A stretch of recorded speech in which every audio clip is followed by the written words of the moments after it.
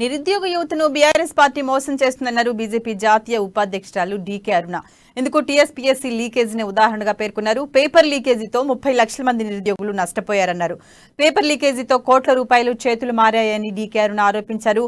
బాధ్యతగా తీసుకోవాల్సిన మంత్రులు ఇష్యూను డైవర్ట్ చేయడానికి బీజేపీపై ఆరోపణలు చేస్తూ అరెస్టులు చేస్తున్నారని మండిపడ్డారు.